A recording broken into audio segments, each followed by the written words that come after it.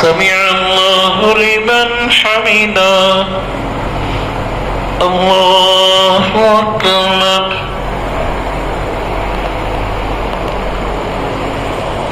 الله أكبر الله أكبر. اس رکوع میں قیامت کے خوفناک زلزلوں کو بیان کرتے ہوئے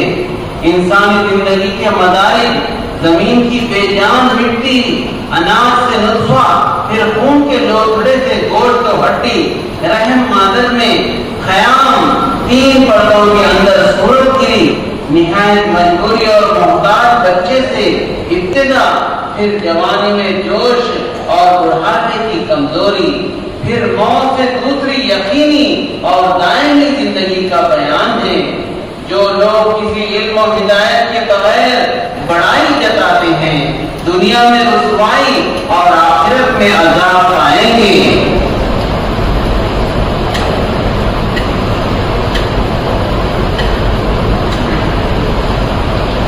مثبت دینداری اور عبادت گزاری دنیا و آخرت دونوں جگہوں کے لیے خسارے کا سودا ہے. قیامت کے روز تمام مذہبوں اور فرقوں کے جھگڑوں کا فیصلہ چکا دیا جائے گا. اللہ کے منکر اور تکبر کو آگ کا لباس اور موت جیسے پانی کا عذاب کیا جائے گا. کائنات کا ذرہ ذرہ اللہ کے حکم کا پابند اور ان کے آگے سجدہ ہے، اور اللہ جسے ذلیل و خوار کر دے اسے پھر کوئی عزت دینے والا نہیں ہے. جو لوگ پوری طرح ایمان لاتے ہیں اور نیک عمل کرتے ہیں ان کو اللہ کا قرب حاصل کرنے کی راہ بتلا دی جاتی ہے، اور آخرت میں اللہ اس جنت میں داخل کرے گا جس میں ہر طرح کی نعمتیں دائمی طور پر ملتی رہیں گی. اور جن لوگوں نے کفر کیا ان کو ہم دردناک عذاب کا مزہ چکھائیں گے. تعمیر کعبہ اور حج کے اعلان کے ساتھ مسجد حرام کو شرک اور ہر قسم کی گندگی سے پاک رکھنے کا حکم دیتے ہوئے یقین دلایا گیا کہ اللہ ایمان والوں کی مدافعت کرتا ہے. اور حج میں قربانی کے ذکر کے بعد فرمایا گیا ہے کہ شرک انسان کو حقیر اور بے وزن کر دیتا ہے اور جھوٹ بولنا حرام قرار دیا گیا ہے. مسجد حرام میں مقامی باشندوں اور باہر سے آنے والوں کے حقوق برابر قرار دیے گئے ہیں. ہر امت کے لیے ہم نے قربانی کا ایک قاعدہ مقرر کر دیا ہے. اے نبی صلی اللہ علیہ وسلم खुशखबरी सुना दो उन आजिज़ी की रविश इख्तियार करने वालों को जिनका हाल ये है कि जब अल्लाह का जिक्र सुनते हैं तो उनके दिल कांप उठते हैं, मुसीबत में सब्र करते हैं, नमाज कायम करते हैं, हमारे दिए हुए माल में से खर्च करते हैं। अल्लाह के पास कुर्बानी के गोश्त और खून की नहीं बल्कि उस जज्बे तशक्कुर और खुलूस की कदर है जिसके तहत कुर्बानी दी जाती है। यकीनन अल्लाह मोमिन की मुदाफ़ियत करता है और काफिर नेमत खाइन को पसंद नहीं करता। मुसलमान काफिरों के मुकाबले में अपनी खिल्लत और बेसरो सामानी से न घबराएं। अल्लाह ताला मुट्ठी भर ताकतों को दुनिया पर गालिब कर सकता है। अल्लाह अपने दीन के इन बरदारों की जरूर मदद करता है जिनको अगर इख्तिदार बख्शा जाए तो नमाज, ज़कात और अदल के निज़ाम को कायम करते हैं। पिछली जालिम अक़वाम की बर्बादी से इबरत हासिल करने की दावत देते हुए बताया गया है कि आखिरकार हर एक को पलट कर जाना अल्लाह ही के पास है। अल्हम्दुलिल्लाहि रब्बिल आलमीन,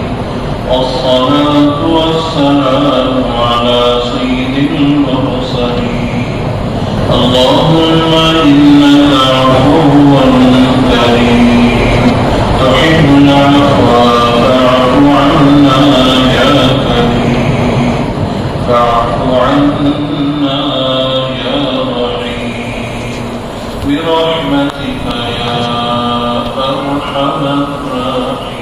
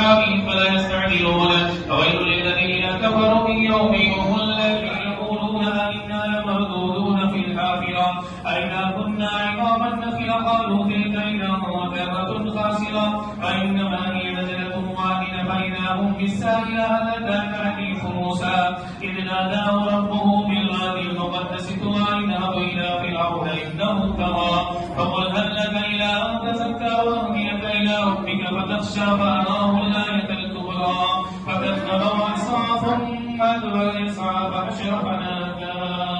فقال أنا ربكم الأعلى فأخذه الله نكال الآخرة والأولى إن في ذلك لعبرة لمن يخشى أنتم أشد خلقا من السماء بناها رفع سمكها فسواها وأغطش ليلها وأخرج ضحاها والأرض بعد ذلك دحاها أخرج منها ماءها ومرعاها والجبال أرساها متاعا لكم ولأنعامكم فإذا جاءت الطامة الكبرى يوم يتذكر الإنسان ما سعى وبرزت الجحيم لمن يرى فأما من طغى وآثر الحياة الدنيا فإن الجحيم هي المأوى وأما من خاف مقام ربه ونهى النفس عن الهوى فإن الجنة هي المأوى يسألونك عن الساعة أيان مرساها فيما أنت بذكرها إلى ربك منتهاها إلى ربك منتهاها إنما الله والمرض أولئك حزب الله ألا إن حزب الله هم المفلحون سبح لله ما في السماوات وما في الأرض وهو العزيز الحكيم والذي أخرج الذين كفروا من أهل الكتاب من ديارهم لأول الحشر ما ظننت أن يخرجوا فظنوا أنهم مانعتهم ما منعهم حصر من الله كلا فأتاهم الله من حيث لم يحتسبوا وقذف في قلوبهم ويخربون بيوتهم بأيديهم وغير أيدي المؤمنين فاعتمدوا إليها من الأبصار ولولا كتب الله عليهم سلام أعطاهم في الدنيا أولئك هم في عذاب النار ذلك لأنهم شاقوا الله ورسوله ومن يشاق الله فإن الله شديد العقاب ما قطعتم من لينة أو تركتموها قائمة على أصولها فبإذن الله من يخزي الفاسقين وما أفاء الله على رسوله منهم فما أوتيتم عليه من خير ولا ولكن الله يصلي على من يشاء ورسله والله عليم حكيم لا يمنعكم الله ذلك أنه شاء الله ورسوله ومن يشاء فإن الله شديد العقاب ما قطعتم من لينة أو تركتموها قائمة على أصولها فإن الله لمن حمده الله وعلى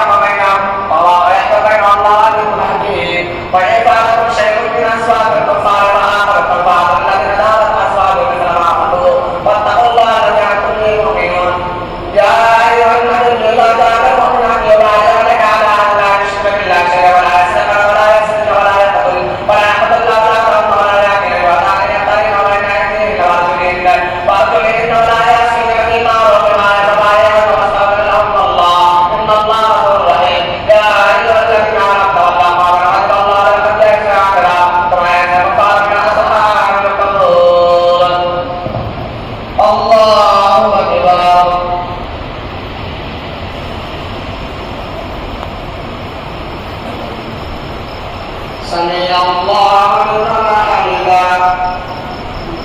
الله أكبر الله أكبر الله أكبر.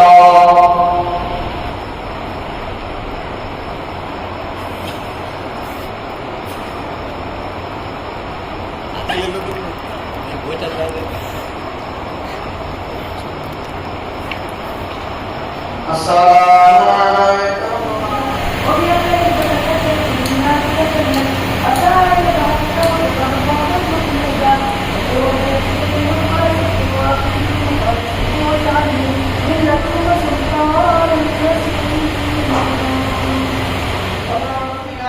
الرحمن الرحيم مالك يوم الدين إياك نعبد وإياك نستعين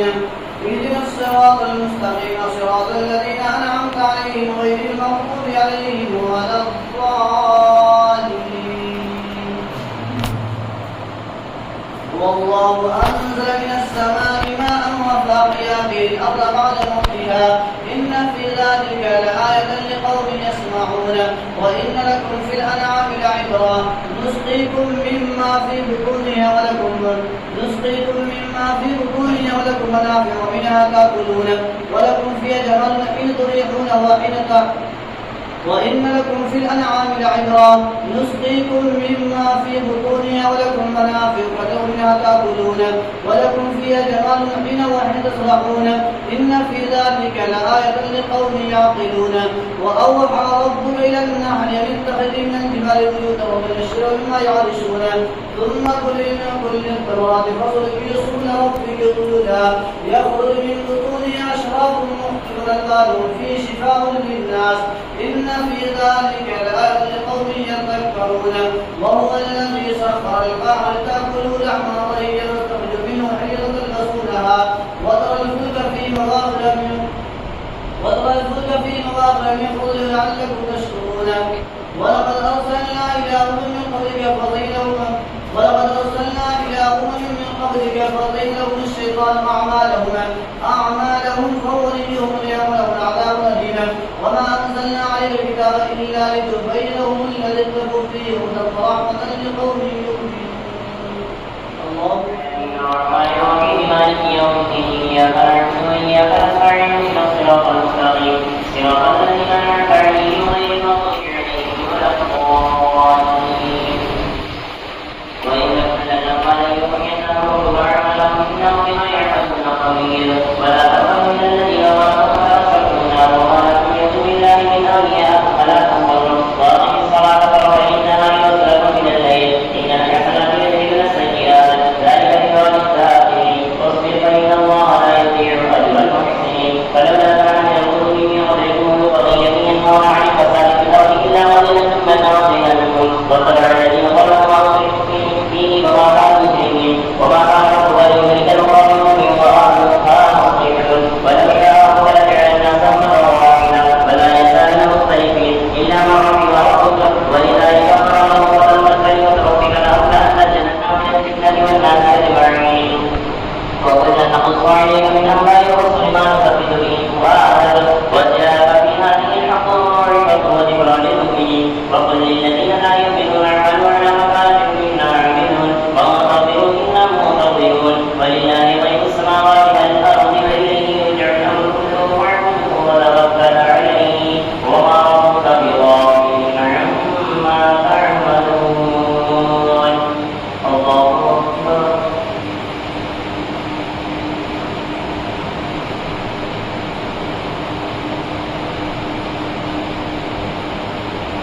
سمع الله لمن حمده. الله أكبر.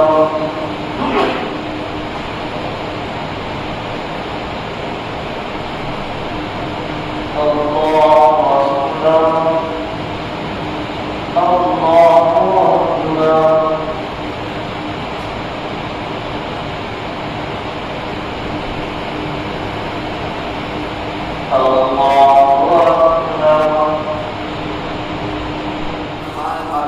का होता है अपने रब चाहते आजीज़ी करने वाले सालिह ईमान को अल्लाह जन्नत में दाखिल करेगा, जहाँ वो हमेशा हमेशा रहेंगे। हज़रत नूह अलैहिस्सलाम की मिसाल देकर नबी को और दावत हक़ के अलमबरदारों को समझाया जा रहा है कि हर कौम के खाते पीते लोग तकब्बुर और गुमराही और चार बातों में हज़ारों बरस बाद में वही करते आ रहे हैं और बिला में बर्बाद हो जाते हैं।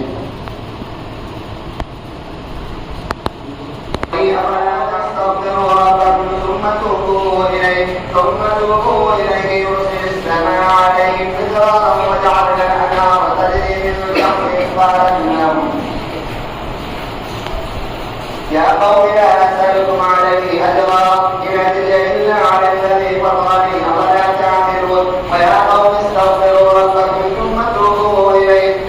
توبوا إليه يرسل السماء عليكم مدرارا وجعل الأنهار تجري من تحتهم فأهلكناهم بذنوبهم وأنشأنا من بعدهم قرنا آخرين. ولو نزلنا عليك كتابا بقرطاس فلمسوه بأيديهم لقال الذين كفروا إن هذا إلا سحر مبين إن نقول إلا اعتراك بعض آلهتنا بسوء. قال إني أشهد الله واشهدوا أني بريء مما تشركون من دونه فكيدوني جميعا ثم لا تنظرون. إني توكلت على الله ربي وربكم ما من دابة إلا هو آخذ بناصيتها إن ربي على صراط مستقيم. فإن تولوا فقد أبلغتكم ما أرسلت به إليكم ويستخلف ربي قوما غيركم ولا تضرونه شيئا إن ربي على كل شيء حفيظ. ولما جاء أمرنا نجينا هودا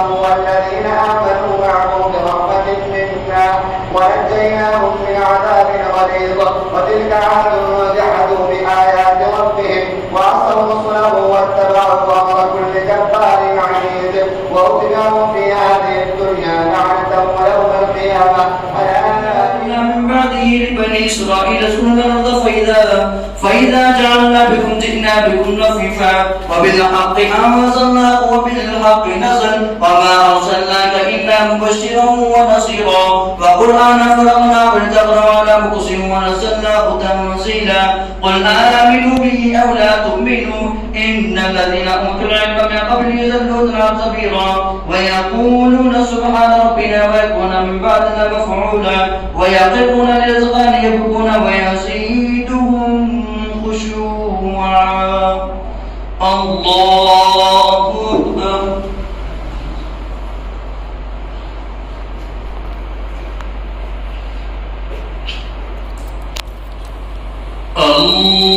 الله أكبر. قل ادعوا الله أو ادعوا الرحمن أيما تدعوا فله الأسماء الحسنى ولا تجهل بصلاتك ولا تخافت بها بين ذلك وابتغ بين ذلك سبيلا. وقل الحمد لله الذي لم يتخذ ولدا ولم يكن له شريك في الملك ولم يكن له ولي من الذل وكبره تكبيرا. الله أكبر.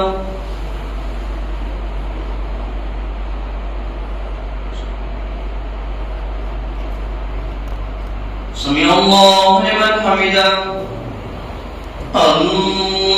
الله أكبر.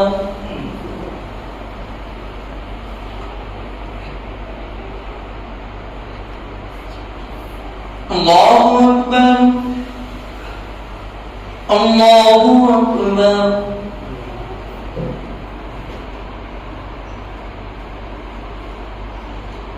الله أكبر.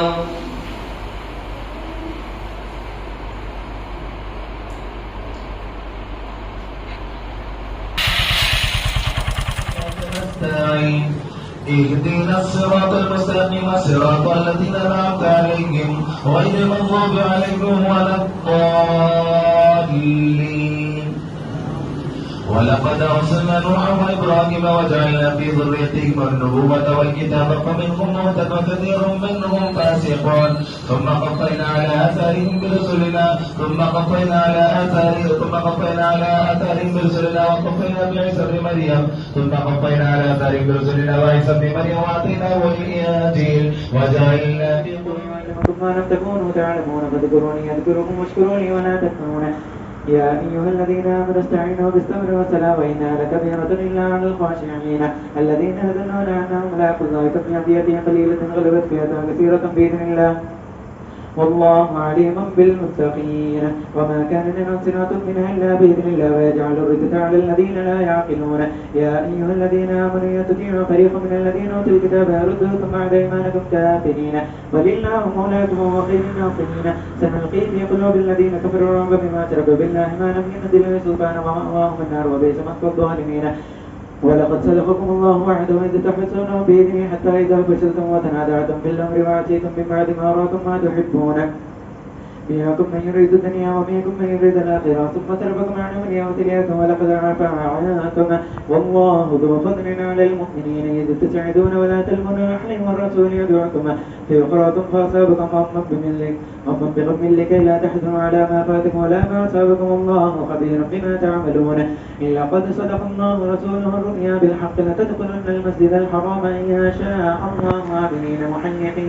محلقين رؤوسكم ومقصرين لا تخافون فعلم ما لم تعلموا فجعل من دون ذلك فتحا قريبا هو الذي يرسل رسوله بالهدى ودين الحق ليظهره على الدين كله وكفى بالله شهيدا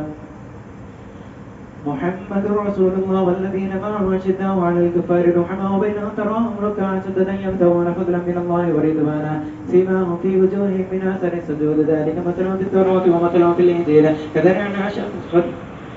أخرج شطأه فآذره فاستغلظ فاستوى على سوقه يعجب الضراع ليغيظ بهم الكفار وعد الله الذين آمنوا وعملوا الصالحات منهم مغفرة وأجرا عظيما بسم الله الرحمن الرحيم يا أيها الذين آمنوا لا تقدموا بين يدي الله ورسوله واتقوا الله إن الله سميع عليم يا أيها الذين آمنوا لا تدخلوا في السلم كافة ولا تتبعوا خطوات الشيطان إنه لكم عدو مبين إنما يأمركم بالسوء والفحشاء وأن تقولوا على الله ما لا تعلمون يومئذ يود الذين كفروا وعصوا الرسول لو تسبى بهم الأرض والله على كل شيء وكيل ألم تر إلى الذين قيل لهم كفوا أيديكم وأقيموا الصلاة وآتوا الزكاة وما تقدموا لأنفسكم الحمد لله رب العالمين الرحمن الرحيم مالك يوم الدين إياك نعبد وإياك نستعين اهدنا الصراط المستقيم صراط الذين أنعمت عليهم غير المغضوب عليهم ولا الضالين وإسماعيل وإدريس وذكر كل من الصالحين ودخلناهم برحمتنا إنهم من الصالحين وذنون إذ ذهبوا مغاضبا فظننا أن نقدر عليك لا تأخذ ما جعل لا إله إلا أنت سبحانك إني كنت من الظالمين فاستجبنا له ونجيناه من الغم وكذلك ننجي المؤمنين وزكريا إذ نادى ربه رب لا تذرني فردا وأنت خير الوالدين فاستجبنا له وباركنا له يحيى وأصلحنا له زوجه إنهم كانوا يسارعون في الخيرات ويدعوننا رغبا ورهبا وكانوا لنا خاشعين والذي أحسن فردا ونفخنا فيه من روحنا وجعلناه آية للعالمين إن هذه أمتكم أمة واحدة وأنا من فاعلون ولقد تعاونوا بينهم كل إلينا راجعون الله أكبر. الحمد لله رب العالمين الرحمن الرحيم مالك يوم الدين إياك نعبد وإياك نستعين اهدنا الصراط المستقيم صراط الذين أنعمت عليهم غير المغضوب عليهم ولا الضالين ولئن مستهم نفحة من عذاب ربك ليقولن يا ويلنا إنا كنا ظالمين ونضع الموازين القسط يوم القيامة فلا تظلمون أنفسا شيئا وإن كان مثقال حبة من خردل أتينا بها وكفى بنا حاسبين ولقد آتينا موسى وهارون الفرقان وضياء وذكرا للمتقين الذين يخشون ربهم بالغيب ومن الساعة ينفقون ما ذكر المبارك وانزلنا قوما له كبرا ولقد آتينا إبراهيم رشده من قبل وكنا به عالمين إذ قال لأبيه وقومه ما هذه التماثيل التي مسناها عبيد ولا قالوا وجدنا آباءنا لها عابدين قال لقد كنتم أنتم وآباؤكم في ضلال مبين قالوا وجئتنا بالحق وما تجدنا عبيد قال بل ربكم رب السماوات والأرض الذي فطرهن وأنا على ذلك من الشاهدين والله يأتي الناس لكم على تولوا مدبرين. زمین کی بے جان مٹی اناج سے لطفہ پھر خون کے لوتھڑے سے گوشت و ہڈی رحم مادر میں قیام 3 پردوں کے اندر صورت گری نہایتی مجبوری و محتاج بچے سے ابتدا پھر جوانی میں جوش پھر بڑھاپے کی کمزوری پھر موت سے دوسری یقینی اور دائمی زندگی کا بیان ہے جو لوگ کسی علم و ہدایت کے بغیر بڑائی جتاتے ہیں دنیا میں رسوائی اور آخرت میں عذاب پائیں گے आगे की आयतों में फरमाया कि मजहब दीनदारी और इबादत गुजारी दुनिया व आखिरत दोनों जगहों के लिए खसारे का सौदा है।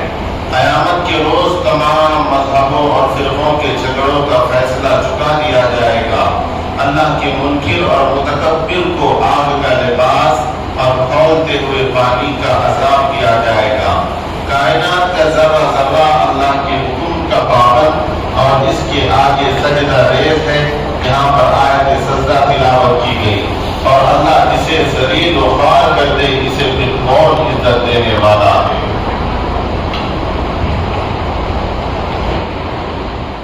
الحمد لله رب العالمين الرحمن الرحيم مالك يوم الدين إياك نعبد وإياك نستعين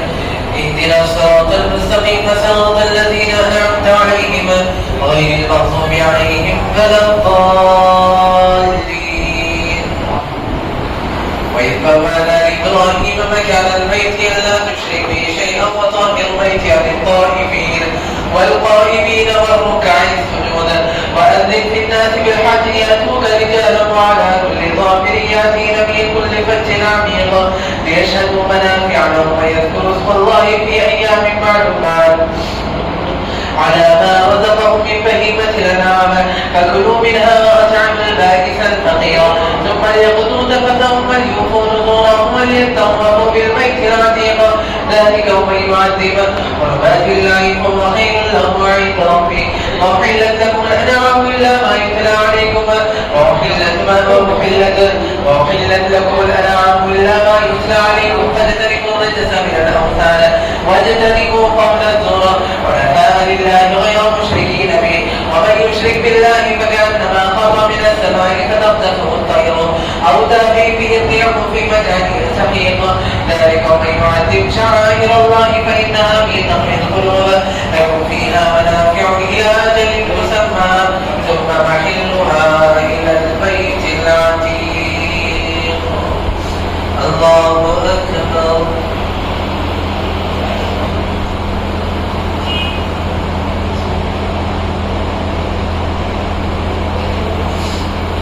سمع الله لمن حمده. الله أكبر.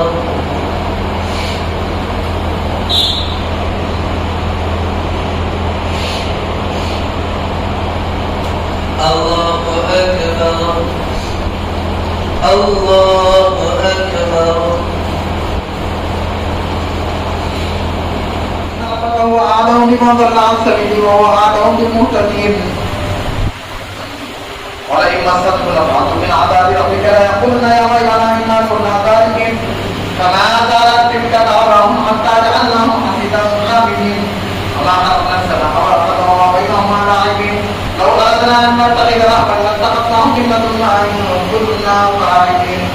بل نقذف بالحق على الباطل فيتبعه فإذا هو زاهق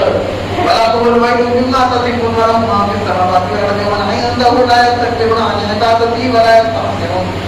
يسبحون الليل والنهار لا يفترون أم اتخذوا آلهة من الأرض هم ينشرون لو كان فيهما آلهة إلا الله لفسدتا فسبحان الله رب العرش عما يصفون لا يسأل عما يفعل وهم يسألون أم اتخذوا من الدنيا آلهة قل أعوذ برهانكم هذا ذكر معين وذكر من قبل فلم تكن لا يعلمون أحدهم وهم معرضون وما أرسلنا من قبلك إلا رجالا نوحي إليهم فاسألوا أهل الذكر إن كنتم لا تعلمون قل من يكلأكم بالليل والنهار من الرحمن بل هم عن ذكر ربهم معرضون أم لهم آلهة تمنعهم من دوننا لا يستطيعون نصر أنفسهم ولا هم بما يسمعون بل متعنا هؤلاء وآباءهم حتى طال عليهم العمر أفلا يرون أنا نأتي الأرض ننقصها من أطرافها فهم الغالبون قل إنما أنذركم بالوحي ولا يسمع الصم الدعاء إذا ما ينذرون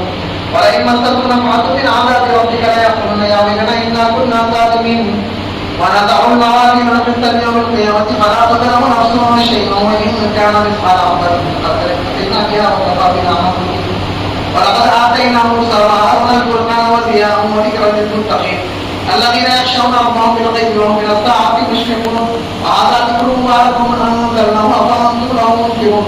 ولقد آتينا إبراهيم رشده من قبل وكنا به عالمين فقال به وقومه ما أتيت التوراة قالوا بل وجدنا آباءنا على أمرهم قال لقد كنتم أنتم وآباؤكم في ضلال مبين قالوا أجئتنا بالحق وأنت من اللاعبين قال ربكم رب السماوات والأرض التي فطرهن وأنا على ذلك من الشاهدين وتالله لأكيدن أصنامكم بعد أن تولوا مدبرين والله أكبر. इनसे कहोगे आगे है जिसका वादा इन लोगों के लिए हक में किया गया है। लोगों जिन माबूदों को तुम खुदा को छोड़कर पुकारते हो वो सब मिलकर एक मक्खी भी पैदा करना चाहें तो नहीं कर सकते, बल्कि अगर मक्खी इनसे कोई चीज छीन ली जाए तो उसे छिड़ा भी नहीं सकते। मदद चाहने वाले भी कमजोर और जिनसे मदद चाही जाती है वो भी कमजोर। लोगों ने अल्लाह की कदर ही ना की जैसा कि उसको कदर करने का हक है। अहले ईमान रुको और सजदा करो, अपने रब की बंदगी करो और नेक काम करो, उम्मीद के तुम फलाह पाओगे। अल्लाह के नाम में जिहाद करो जैसा कि जिहाद करने का हक है। इसने तुम्हें अपने काम के लिए चुन लिया है। अल्लाह ने पहले भी और इस कुरान में भी तुम्हारा नाम मुस्लिम रखा है ताकि रसूल तुम पर गवाह हो और तुम लोगों पर गवाह। बस नमाज कायम करो, ज़कात दो और अल्लाह से वाबस्ता हो जाओ।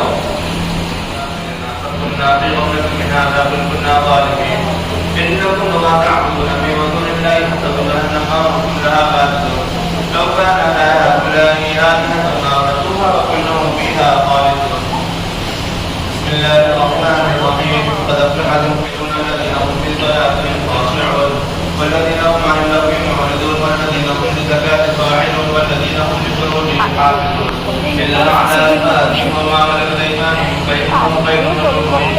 ومن ابتغى وراء ذلك فأولئك هم العادون والذين هم لأمانات وعهدهم راعون والذين هم على صلواتهم يحافظون أولئك هم الوارثون الذين يرثون الفردوس هم فيها خالدون. ولقد خلقنا الإنسان من نطفة ثم جعلنا النطفة خلقناه فخلقنا العلقة مضغة فخلقنا المضغة عظاما وكسونا العظام لحما ثم أرسلناه فقالنا فتبارك الله أحسن الخالقين. ثم إنكم بعد ذلك لميتون ثم إنكم يوم القيامة تبعثون. ولقد خلقنا فوقكم سبع طرائق وما كنا للغافلين فأرسلنا من السماء ماء بقدر وأرسلناه في الأرض وإنا على ذهاب به لقادرون فأرسلنا لكم في جنات من نخيل وأعناب وتجري من تحت الأنهار وكلهم فاعلون. وشجرة وتخرج من طور سيناء تنبت بالدم وصدق للآخرين فإن لكم في الأنعام لعبرا نسقيكم مما في بطونها ولكم فيها منافع كثيرة ومنها تأكلون وعليها وعلى الفلك تحملون. الله أكبر.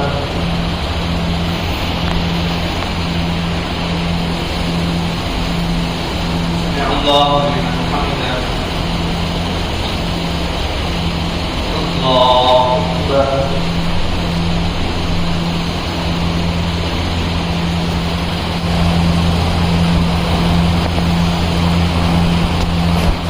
الله أكبر. الله أكبر.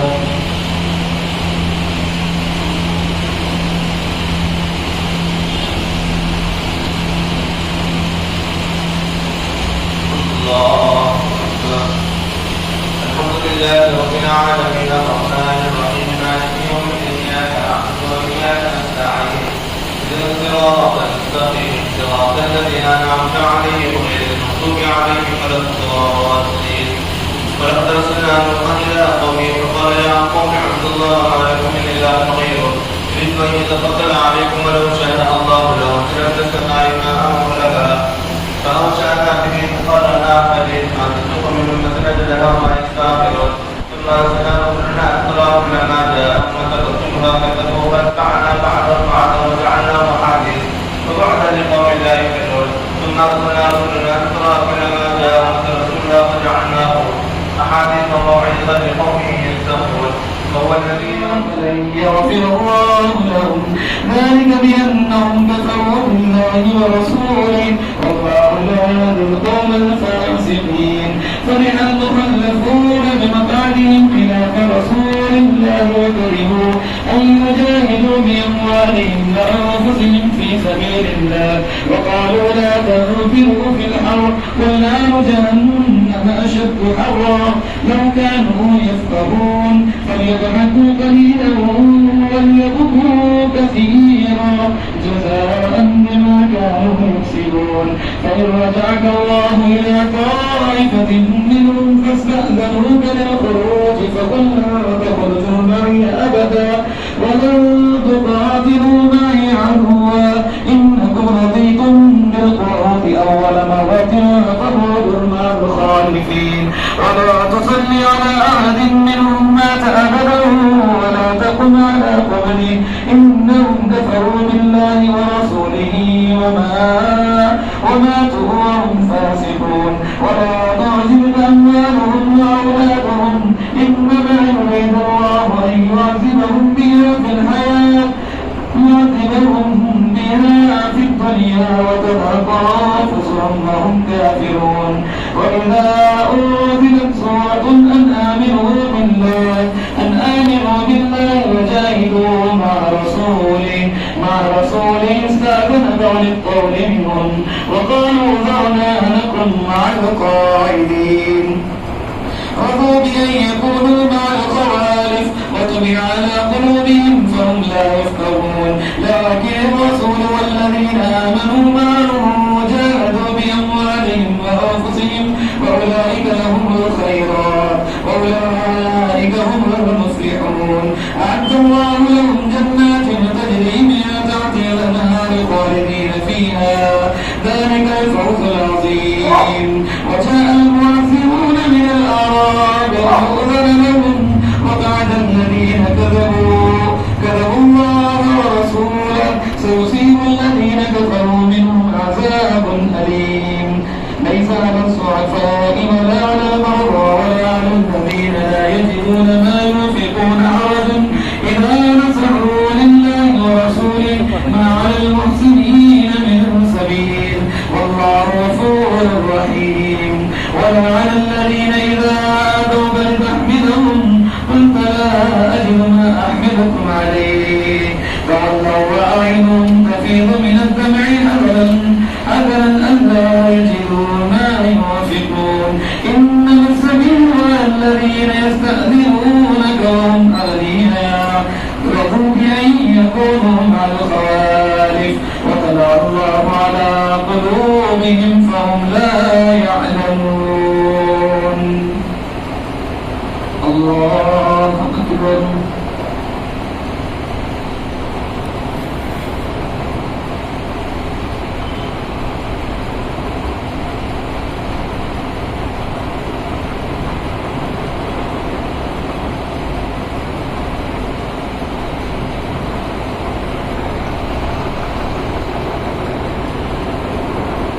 الله لمن حمده الله أكبر الحمد لله رب العالمين الرحمن الرحيم مالك يوم الدين إياك نعبد وإياك نستعين اهدنا الصراط المستقيم صراط الذين أنعمت عليهم غير المغضوب عليهم ولا الضالين والتي أحسنت فرجها فنفخنا فيها من روحنا وجعلناها آية للعالمين إن هذه أمتكم أمة واحدة وأنا ربكم فاعبدون وتمتعوا أمرهم بينهم كل إلينا راجعون إن الذين كفروا لا تغني عنهم أموالهم ولا أولادهم من الله شيئا أولئك أصحاب النار فيها خالدون مثل ما ينفقون في هذه الحياة الدنيا كمثل ريح فيها سرعة والحرب قوم لكم أرض فعلت وما تنفعهم الله ولكن كانوا أنفسهم يظلمون ها أنتم هؤلاء يحبونهم ولا يحبونهم في الكتاب كله وإذا لقوهم قالوا آمنا وإذا خلوا عليكم قل أنا بلغ الغيب قل موتوا بغيظكم إن الله عليم بذات الصدور إن تمسكم حسنة تسؤهم ويمسكم مصيبة يفرحوا بها إن الله بما يعملون محيط لا يسمعون حسيسها وهم فيما اشتهت أنفسهم وهم فيها خالدون الله أكبر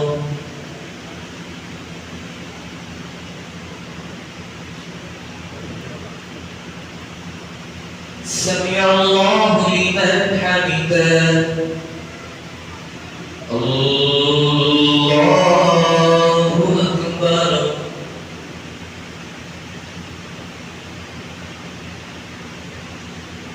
الله أكبر الله أكبر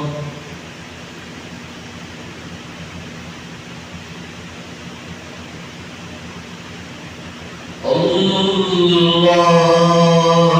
أكبر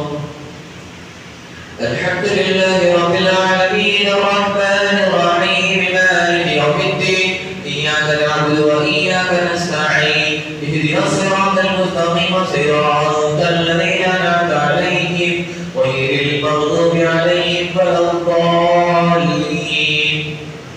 لا يحزنهم الفزع الأكبر وتتلقاهم الملائكة وذلك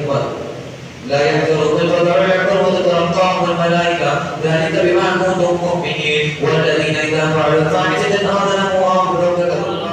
وهم كاذبون ومنهم من يقول ائذن لي ولا تفتني ألا في الفتنة فقدوا وإن جهنم لمحيطة بالكافرين إن تصبك حسنة تسرهم وإن تصبك مصيبة يقول قد أخذنا أمرنا من قبل ويتولوا منفرطون قل لا يصيبنا إلا ما كتب الله لنا هو مولانا وعلى الله فليتوكل المؤمنون قل هل تربصنا بنا إلا إحدى الحسنيين ونحن نتربص بكم أن يصيبكم الله بعذاب من عندي أو بأيدينا فتربصوا إنما معكم تربصون ولا أنفقوا طوعا أو كرها لن يتقبل منكم إنكم كنتم قوما فاسقين وما منعهم أن تقبل منهم إلا أنهم كفروا بالله ورسوله ولا يأتون الساعة إلا وهم كسالى ولا ينفقون إلا وهم كارهون فلا تعجبك أموالهم وأولادهم إنما يريد الله فلا تعجبك أموالهم وأولادهم إنما يريد الله يعذبهم بها في الحياة الدنيا تلحق أنفسهم وهم كافرون ويحلفون بالله إنهم لم يكن وما هم منكم ولكنهم قوم يفرحون لو يجدون منزلا أو مغارات أو مدخلا لولوا إليه وهم يسمعون ومنهم من يلزم في الصدقات فإن عدوا إلى رسول وإن لم يعطوا منا إذا هم يسخطون ولو أنهم رضوا ما آتاهم الله ورسوله وقالوا حسبنا الله سيؤتينا الله من فضله ورسوله إنا إلى الله راغبون إنما الصدقات وقال المساكين والعاملين عليها والمؤلفة قلوبهم وفي الرقاب والغامرين في سبيل الله وابن السبيل فريضة من الله والله عليم حكيم منهم الذين يؤمنون بالله يقولون وخذوا قل أذن خير لكم يؤمن بالله ويؤمن للمؤمنين ورحمة للذين آمنوا منكم والذين يؤذون رسول الله لهم عذاب أليم يحلفون بالله لكم يرجوكم والله ورسوله حق أن يرجوكم يحلفون بالله لكم يرجوكم والله ورسوله حق أن يحلفون بالله لكم يرجوكم والله ورسوله حق أن يرجوه إن كانوا مؤمنين ألم يعلموا أنه من يحاد الله ورسوله فإن له نار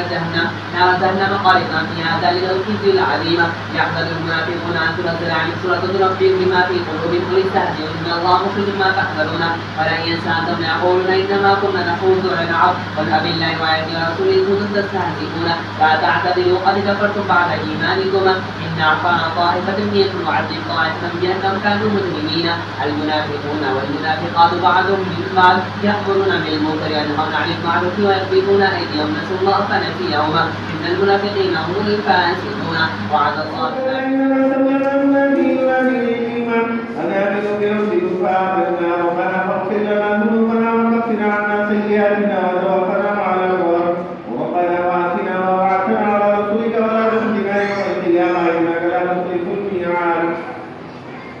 فاستجاب لهم ربهم أني لا أضيع عمل عامل منكم من ذكر أو أنثى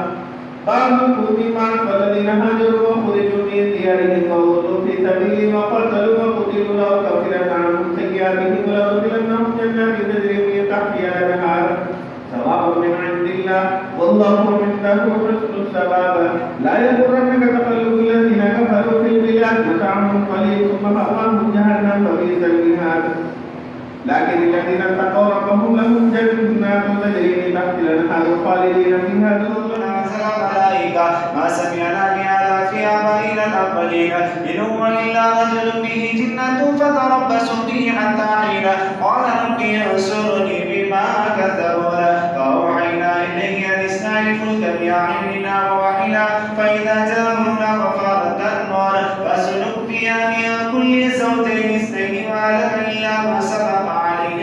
منهم ولا تقاتلني في الذين ظلموا إنهم مغرقون. الله فإذا هي شاخصة أبصار الذين كفروا يا ويلنا قد كنا في غفلة من هذا بل كنا ظالمين إنكم وما تعبدون من دون الله حسب جهنم أنتم لها واردون لو كان هؤلاء آلهة ما وردوها وكل فيها خالدون لهم فيها زفير وهم فيها لا يسمعون إن الذين سبقت لهم منا الحسنى أولئك عنها مبعدون لا يسمعون حسيسها وهم فيما اشتهت أنفسهم خالدون لا يحزنهم الفزع الأكبر وتلقاهم الملائكة هذا يومكم الذي كنتم توعدون يوم نطوي السماء كطي السجل للكتب كما بدأنا أول خلق نعيده وعدا علينا إنا كنا فاعلين ولقد كتبنا في الزبور من بعد الذكر أن الأرض يرثها عبادي الصالحون إن في هذا لبلاغا لقوم عابدين وما أرسلناك إلا رحمة للعالمين قل إنما يوحى إلي أنما إلهكم إله واحد فهل أنتم مسلمون فإن تولوا فقل آذنتم على سواء وإن أدري قريب أم بعيد ما توعدون إنه يعلم الجار من القول ويعلم ما تكتبون وإن أدري لعله فتنة لكم ومتاع إلى حين قال رب احكم بالحق وربنا الرحمن المستعان على ما تصفون. قال أرأيتك هذا الذي كرمت علي لئن أخرتني إلى يوم القيامة لأحترقن ذريته إلا قليلا قال اذهب فما تبعك منهم فإن جهنم جزاؤهم جزاء موفورا واستفزز من استطعت منهم بصوتك وأجلب عليهم بخيرك ورجلك وشاركهم في الأموال والأولاد وعدهم وما يعدهم الشيطان إلا غرورا إن عبادي ليس لك عليهم سلطان وكفى بربك وكيلا ربكم الذي يجزي لكم الفلك في البحر وابتغوا من فضله إنه كان بكم رحيما وإذا مسكم الضر في البحر ضل من تدعون إلا إياه فلما نجاكم إلى البر آمنتم وكان الإنسان كفورا أفأمنتم أن يخسف بكم جانب البر أو يرسل عليكم حاصبا ثم لا تجد لكم وكيلا أفأمنتم أن يعيدكم فيه تارة أخرى ويرسل عليكم قاصفا من الريح فيغرقكم بما كفرتم ثم لا تجدوا لكم علينا فيه تبيعا.